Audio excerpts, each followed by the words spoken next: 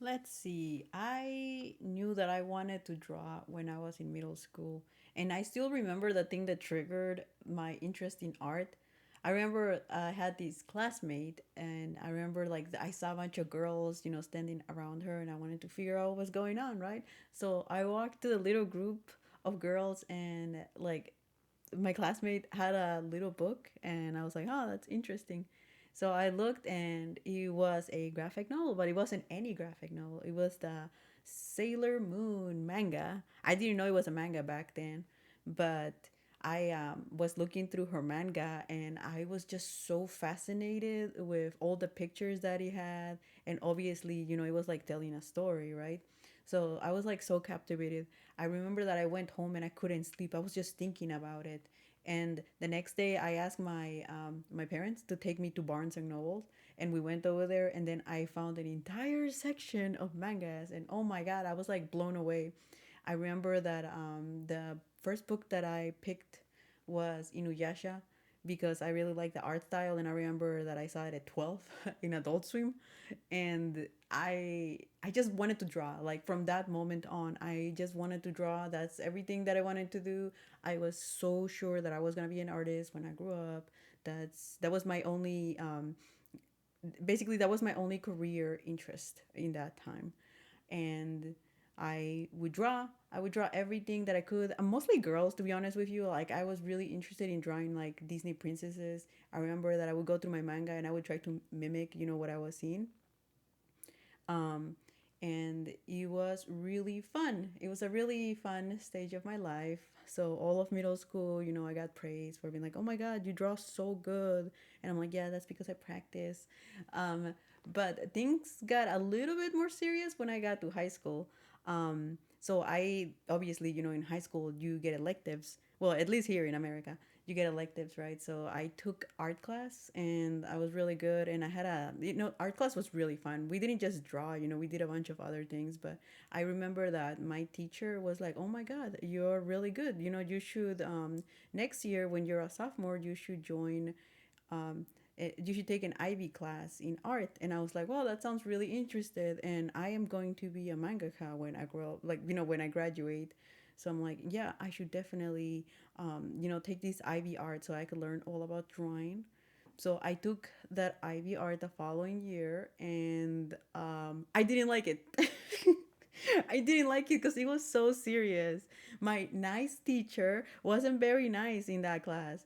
And she wasn't mean, to be fair. Basically, what she wanted was for me to, learn to draw properly, and drawing manga, like basically anime, like it wasn't okay. She wanted me to draw from real life, and to me real life was so boring, so boring. I did not want to draw real life. I wanted to draw manga. I wanted to draw anime. I wanted to draw anime characters. That's the only thing that I was interested in drawing. But anyways, I think I learned a lot in that class. Drawing from realism. If you can draw what you see, then you're very likely to be able to draw, manga, and you're able to develop your own art style too. So I am very thankful that I took that class, but at the same time it kind of destroyed my love for art, because I had deadlines for the first time in my life. I didn't have all the time in the world to draw something. I had deadlines every week. I remember I had to submit a new art piece, and my teacher would critique it, and she was blunt. She was very, very blunt. And I wasn't getting praised anymore because she wanted the best, and she wanted me to do well. And she could tell when I was slacking off. And that's the other thing. Um, I drew for leisure, right? So I never had a deadline or anything. I never push beyond my boundaries. So this is where the whole drawing hands things come into full front. I realized that I absolutely hated drawing hands. They are really boring, so I would do everything in my power to avoid drawing them. And because of that reason, I just never got good at it. Um, I'm not saying that I'm necessarily good at, like drawing body parts and like faces, but drawing faces was like so much fun for me. So I feel comfortable with that. The body itself, like I could probably use some improvement. But I think where you really see my weakness is when it comes to hands. Hands are just so complicated. I think it's because they're small, right? So when you're drawing a character, the hands are, they play a small part but a very important part, because if the hands on your character look off, your entire drawing is gonna look off. So anyways, like the point of this video is just to push myself to draw hands. It's I'm a lazy person, okay? Like if I can avoid it, I will. But I've had this question in my mind for a long, long time. So after I graduated high school, I went to college. I didn't go to college for drawing. After taking that IB art, I mean, after I took that IB art class, I don't blame the class or anything like that, but it made me realize that I'm a really lazy person and I probably wasn't going to make it out in the art world. So I went to college for something else. And then after I graduated, I got a job. And you know what happens when you get a job? You're no longer in the school system, so you don't really have anything to do. There's like nobody telling you, like, oh my God, you should practice art, like. So I didn't draw for a long time. And lately, I've told everybody that I was gonna get into art, but I haven't done anything. I feel really guilty about it, so I kind of want to get back into drawing. Um, and anyways, going back to what I was saying earlier, I've had a question. It's like, okay, so if I focused on drawing and I drew on a regular basis, how much could I improve? I think I would be able to improve.